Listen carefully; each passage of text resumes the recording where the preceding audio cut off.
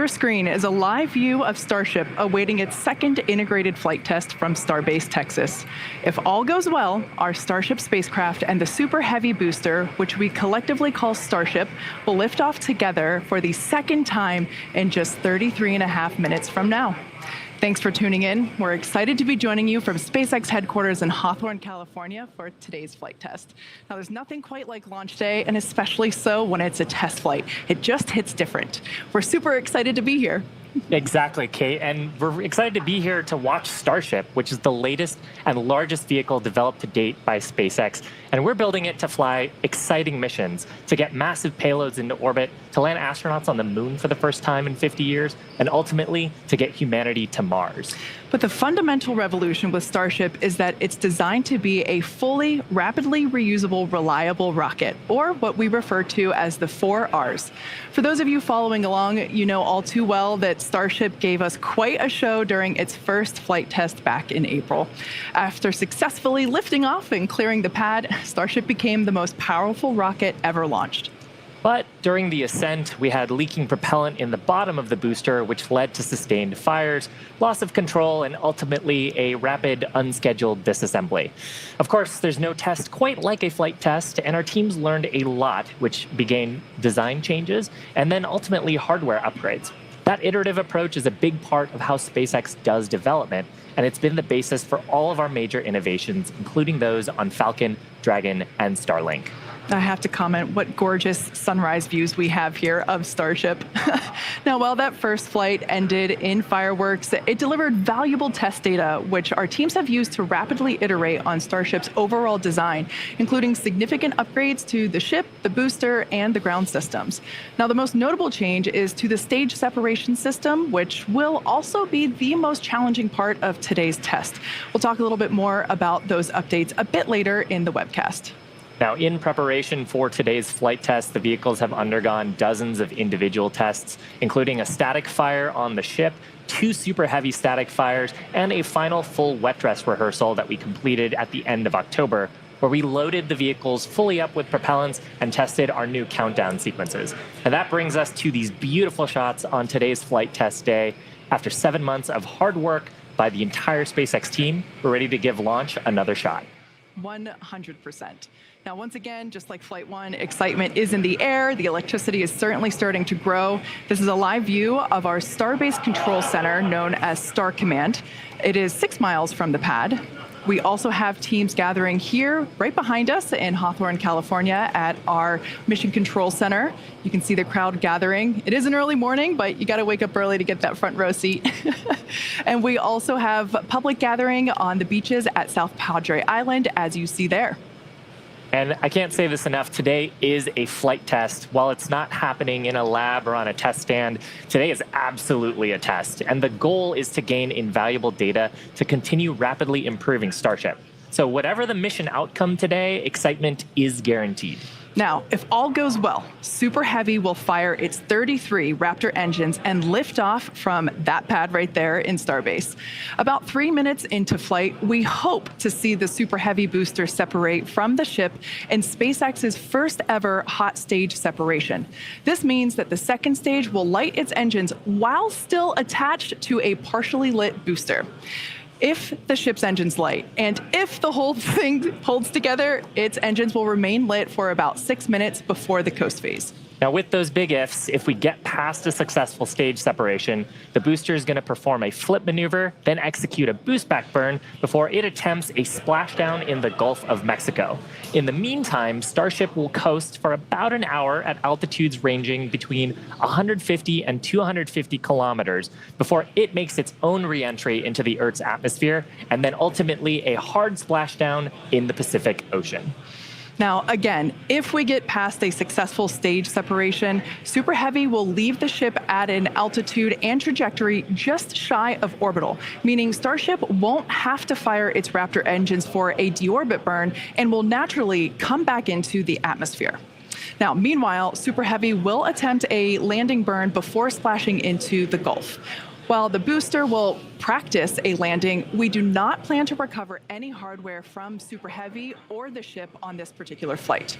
Now, with the exception of Falcon, this really is no different than what happens to most other rockets flying today that are expended or fall into the ocean after completing their mission.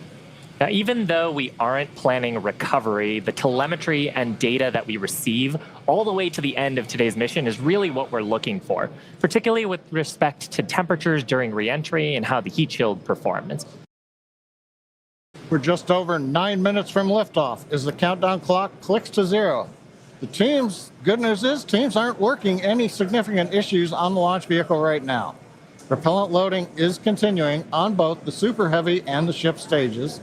Most recently, we began loading LOX and methane fuel into the header tanks on the Starship. And on the graphic on the left side of the screen, you can see up in the nose of the second stage, what we call Starship, are those 2 header tanks for fuel and liquid oxygen. Now that loading started at T-minus 24 minutes and will continue until approximately T-minus 5.5 minutes. Now Starship's second stage main fuel and LOX tanks are loaded for flight. And the second stage propellant that we're loading on board is going through the quick disconnect that comes out on the arm that's located at the base of the stage from the tower. Now on the Super Heavy booster, propellant loading will continue until T-minus 3 minutes. We've also configured the pad for liftoff. A little earlier in the count, the booster hold downs were commanded to unlatch. That means once the rocket has sufficient thrust to overcome its weight, it'll lift off the pad. There's no need to command the hold downs to release the rocket. As we mentioned earlier also, the ignition sequence has been slightly modified from the last flight for a more efficient liftoff. As a reminder, we ignite the engines a few seconds before T0. We don't lift off exactly at T0, we lift off a few seconds later.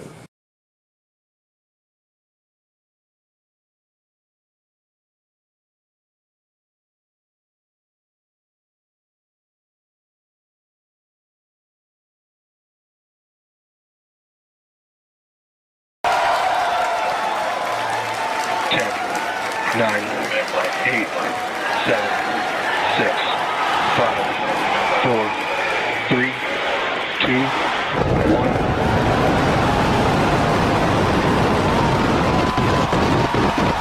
We have liftoff.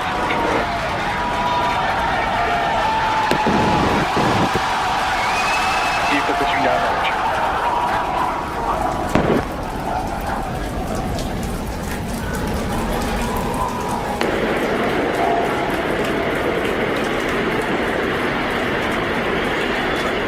Chambers pressure nominal.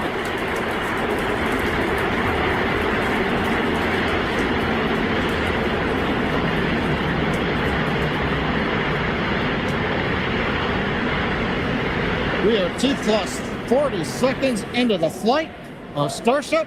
33 Raptor engines powering the first stage. Power and telemetry nominal. We've heard power and telemetry nominal call out. We're heading downrange over the Gulf of Mexico.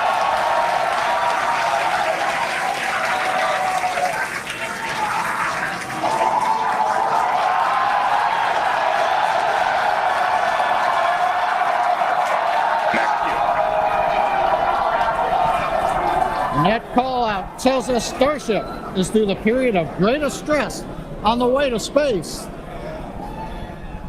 Now the next major event is hot staging in just over 90 seconds from now. To get ready, the booster will shut down all but 3 of the Raptor engines.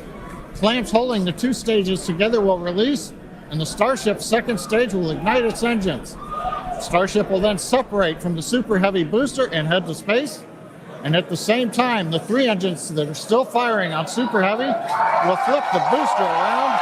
10 more engines will ignite for the boost back burn, putting the first stage on path for a splashdown in the Gulf of Mexico.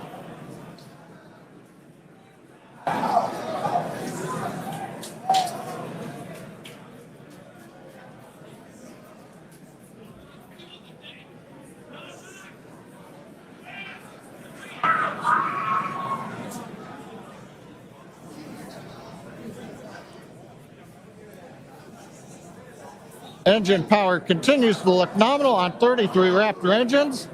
We're about to shut down the first stage and perform staging. Let's watch and listen.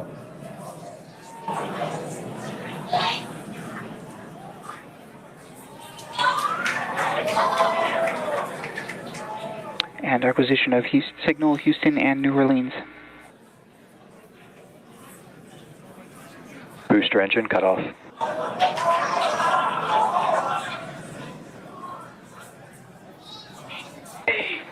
Stage separation. Boost bank startup.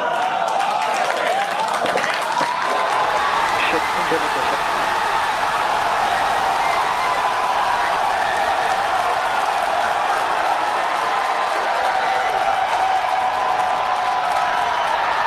You're hearing the cheering. The first ever successful hot stage for SpaceX's Starship. Incredible views of our Super Heavy booster. And as you can see, the Super Heavy booster has just experienced a rapid, unscheduled disassembly. However, our ship is still underway with Ship all avionics, six. power and telemetry nominal. And we just heard there, ship avionics, power and telemetry nominal. All 6 engines are lit, as you can see from the GUI there at the bottom right-hand side of your screen. Now, we did know that that hot staging was going to be incredibly dynamic. We knew that there was a chance that the booster would not survive, but we're going to take that data and figure out how we can make the booster better for the next hot stage. Yeah, that hot staging put a lot of load on the top of the booster, and of course it flipped around there, a lot of dynamic stuff happening. But ship is still going strong. And it's doing great. Right now, the ship, the second stage, is on its way. Like we said, you can see all 6 of its engines are ignited. The next major milestone for the ship will be the shutdown of those engines, or SECO, second engine cutoff, which if you follow our Falcon 9 launches, familiar terminology there. So far, today has been incredibly successful, even with the RUD of the Super Heavy booster. This is amazing. Primary objective of the booster today, to get to hot staging, to get ship on its way to orbit. It did that admirably. Yeah, we definitely asked. Starship trajectory nominal. All right, great news there. That trajectory for ship is Acquisition of nominal. signal Cape Canaveral. Once again, Starship's second stage is firing those engines. And as you just heard, everything's looking good. Now, for the ship, we wanted it to survive hot staging, which, as you can see there by that little dot on your screen, it did. We also want to basically demonstrate that the successful startup of those engines, demonstrating controlled ascent, which is what it's doing right now, and eventually orbital insertion. We are hoping to basically send this around the Earth, and if it makes it this far, splash down in the Pacific Ocean, a couple hundred miles north of Hawaii. Now, if we get that far, like, all of that sounds great. Secondary objectives for ship, again, continuing to gather engine data and about its health, performance. Nominal ship chamber pressures. Great news there. That tells us that the chamber pressures inside of the Starship, again, that's that small dot on your screen, basically the propellant pressures in the ship are looking good. Yeah, the bottom right corner of your screen, you can see essentially a user interface showing us which engines are lit. So the 3 center sea-level Raptor engines on ship are gimbaling engines. The 3 outer engines in the triangle, the larger ones, are Raptor vacuum engines. All of them continuing to fire nominally. So they're at the pressures that we expect to try to get into our target trajectory today. Yeah. And we're not targeting orbit today. We're targeting almost orbit today. That's very intentional as part of the mission design. The goal is to get to a thrust profile similar to what we would need for orbit, but also to get to the energy levels that the ship would need to dissipate for re-entry.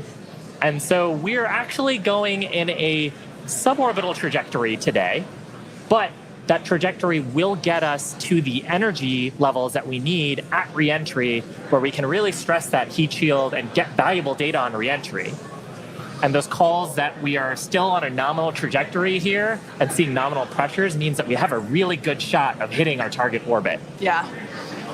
Now, if the booster had survived, we would be around the time where it would be getting ready to land, performing its re-entry, but it unfortunately did not survive. That being said, that's okay. It survived several Terminal seconds after hot staging, so we're going to take that data and improve the hot staging sequence and probably improve the hardware itself for the next flight.